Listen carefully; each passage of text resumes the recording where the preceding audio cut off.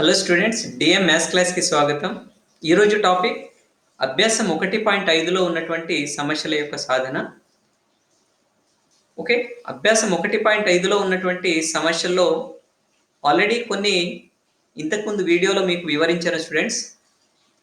ఇప్పుడు ఈ వీడియోలో ఇంకా కొన్ని సమస్యల్ని ఎలా సాధించాలో వివరిస్తాను. మరి వీడియోను చివరి దాకా చూసినట్లయితే తప్పకుండా వాటిపైన మీకు మంచి పట్టు వస్తుందని నేను అనుకుంటున్నాను. Okay, let us start. అభ్యాసం 1.5లో ఫస్ట్ బిట్లో క్రింది వాటి విలువలు కనుగొనండి. ఓకే, ఇందులో నేను 5వది, 6వది మరియు 8వ సమస్యల్ని ఎలా సాధించాలో వివరిస్తాను స్టూడెంట్స్. వీటిని కొంత క్లిష్టంగా భావిస్తారు కాబట్టి వీటి వివరణ ఎలాగో నేను చెప్తాను. ఇక్కడ చూడండి, మొదటిది log root x to the base x. Okay, log root x to the base x యొక్క విలువ మనం కనుక్కోవాలి స్టూడెంట్స్. ఓకే, ఎప్పుడైతే ఒక దాని యొక్క విలువ తెలియదో మనం ప్రతిసారి దాన్ని x అనే చరరాశులతో సూచించడం జరుగుతుంది. కానీ ఆల్రెడీ మనం ఇక్కడ ఏదైతే సంఖ్య యొక్క సంవర్గమానం కనుగొనాలో అది రూట్ x లో ఉంది, దాని యొక్క బేస్ కూడా x లోనే ఉంది. కానీ కాబట్టి మళ్ళీ మనం కనుగొనవలసిన దానిని x కనుక అనుకున్నట్లయితే కొంత కన్ఫ్యూజ్ అయ్యే అవకాశం ఉంటుంది. కాబట్టి నేను x తోని కాకుండా దీనిని m అనుకుంటాను. దీని యొక్క విలువ మొత్తాన్ని నేను m అనుకుంటాను స్టూడెంట్స్.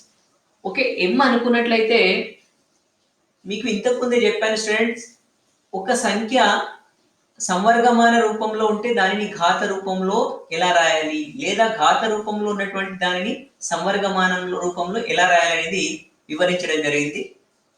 ఓకే, సపోజ్ n అనే సంఖ్య యొక్క సంవర్గమానం, ఓకే, n అనే సంఖ్య యొక్క సంవర్గమానం log n to the base a is equal x గనక అయినట్లయితే దానిని ఓకే ఘాత రూపంలో ఎలా రాస్తాము?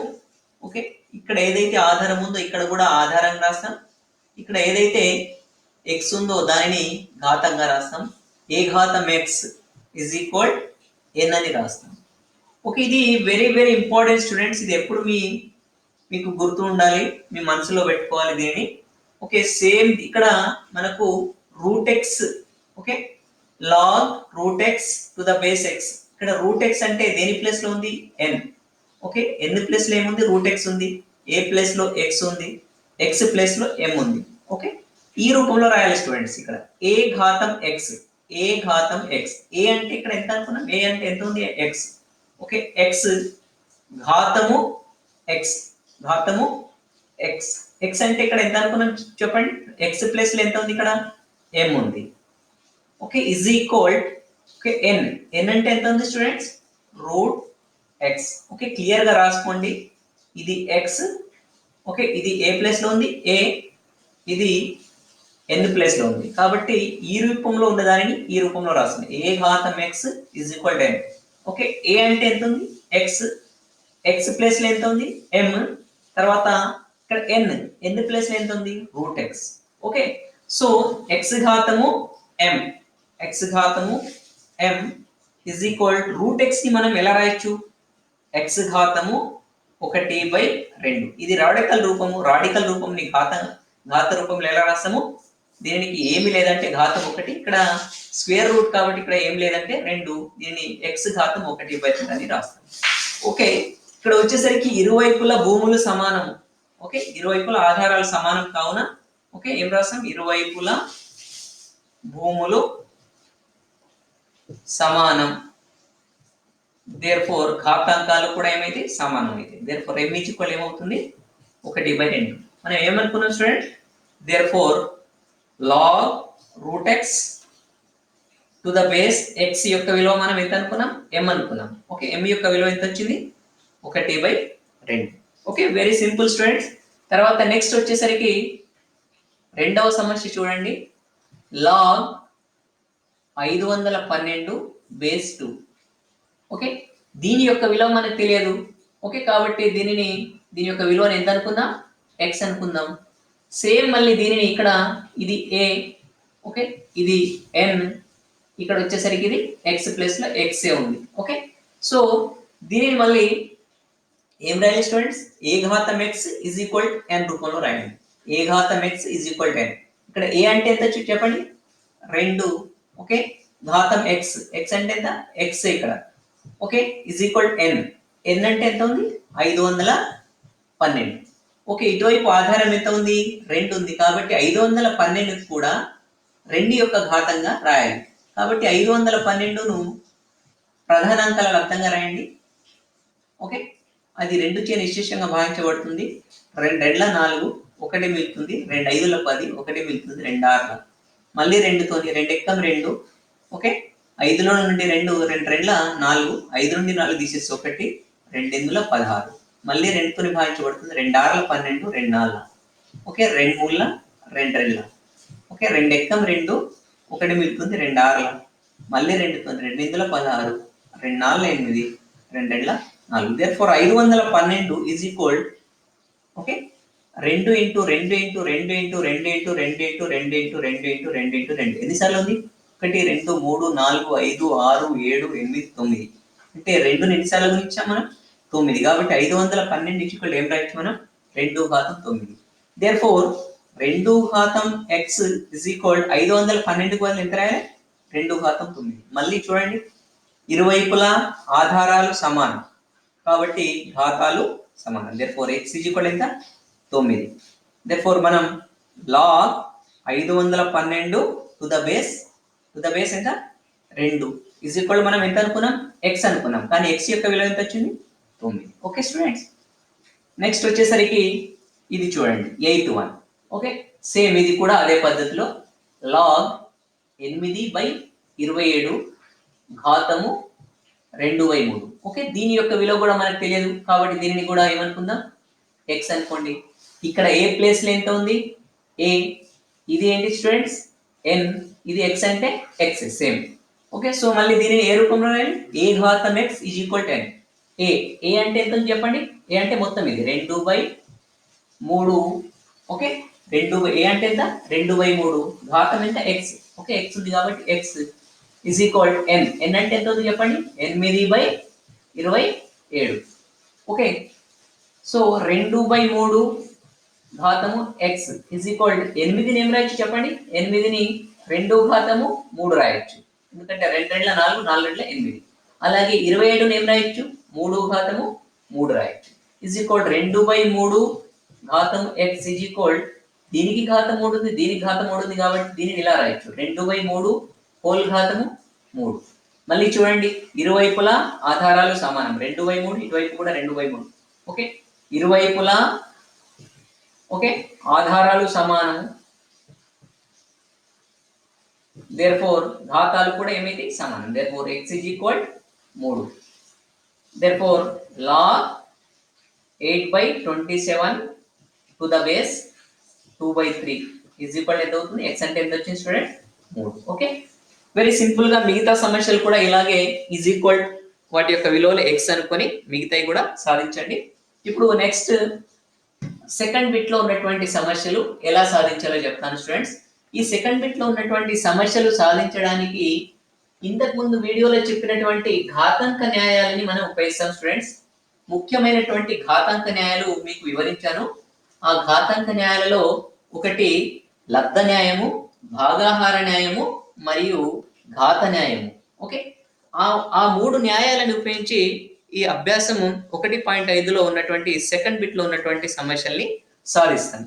ఓకే, సెకండ్ బిట్ లో ఉన్నటువంటి సమస్యలు ఏమి ఇవ్వబడి, ఈ క్రింది వాటిని ఒకే సంవర్గమాన పదంగా రాయండి. క్రింది వాటిని ఒకే సంవర్గమాన పదంగా రాయండి. ఓకే, సో ఇందులో మొత్తం 5 సమస్యలు ఉన్నాయి students. First the very simple చూడండి, log 2 ప్లస్ log 5. ఓకే, తర్వాత ఇందులో చూడండి దీని యొక్క సొల్యూషన్ చూడండి. ఓకే, log 2 ప్లస్ log 5 యొక్క విలువ కనుక్కోవాలి. ఓకే, మీకు చెప్పినటువంటి ఘాతాంక న్యాయాలలో లబ్ధ న్యాయం చెప్పాను స్టూడెంట్స్. లబ్ధ న్యాయం ఏముంటుంది చెప్పండి, log x into y. Okay, to the base ఏమి లేదంటే ఏ ఉన్నది అనుకోండి. Okay, a base is equal ఏమని రాస్తాం మనం, log x plus log y, okay, to the base. Okay, ఇది లబ్ధ న్యాయాన్ని ఉపయోగిస్తాము. మనకి ఇక్కడ ఇవ్వబడినటువంటి సమస్య చూడండి, ఇక్కడ ఈ లబ్ధ న్యాయంలో ఇది ఆర్హెచ్ఎస్, ఇటువైపు ఎల్హెచ్ఎస్ ఏ రూపంలో ఉంది, ఆర్హెచ్ఎస్ రూపంలో ఉంది. ఆర్హెచ్ఎస్ రూపంలో ఉన్న దానిని మనం ఎల్హెచ్ఎస్ రూపంలో రాయాలి. ఒకవేళ ఎల్హెచ్ఎస్ రూపంలో వేస్తే దానిని ఆర్హెచ్ఎస్ రూపంలో రాయాలి. మనం ఈ సూత్రాన్ని రెండు రకాలుగా ఉపయోగించాలి స్టూడెంట్స్.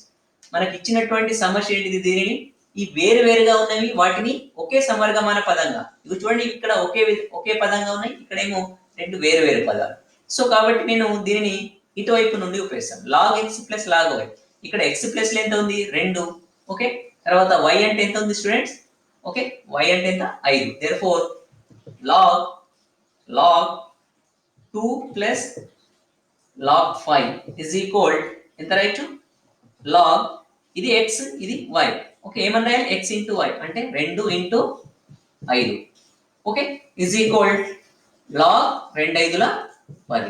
ఇదే answer students. Okay, very simple. Next second వచ్చేసరికి second, okay, log 16 to the base 2 minus log 2 to the base 2. Okay, solution. Okay, చూడండి ఇక్కడ log 16 to the base 2 minus log 2 to the base 2. Okay, ఇక్కడ వచ్చేసరికి ఘాతాంక న్యాయాలలో మనం భాగాహార న్యాయాన్ని ఉపయోగించాలి. ఎందుకంటే భాగాహారానికి తీసివేతకు సంబంధం ఉంటుందని ఇంతకుముందే చెప్పాను.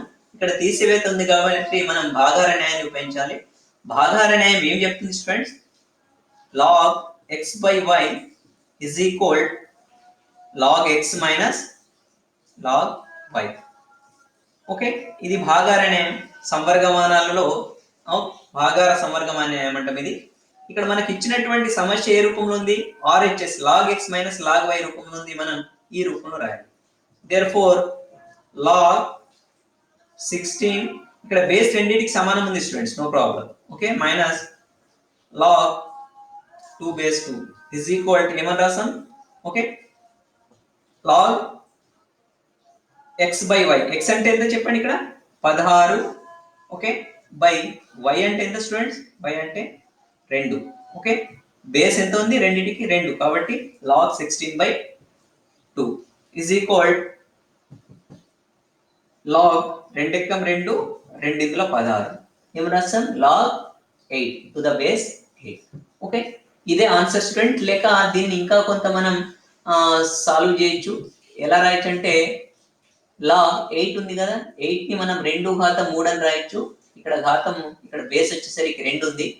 ఓకే, ఇక్కడ వచ్చేసరికి మనం ఇంకో సూత్రాన్ని ఉపయోగిస్తాం, ఇది ఘాత న్యాయము. ఎప్పుడైనా ఘాతం ఉన్నప్పుడు మనం ఏం రాస్తాం, దానిని అది గుణకంగా చేరుతుంది. 3 లాగ్, ఓకే, 2 బేస్ 2. ఓకే, ఇక్కడ వాడినటువంటి సూత్రం ఏంటిది, okay, log x to the power of n ఉన్నప్పుడు ఏం రాస్తాం మనం, n into log x. Okay, ఇక్కడ ఓకే ఈ సూత్రాన్ని ఉపయోగించి ఇక్కడ రాశాను. మళ్ళీ ఇక్కడ చూడండి 3 లాగ్ 2 టు ద బేస్ 2.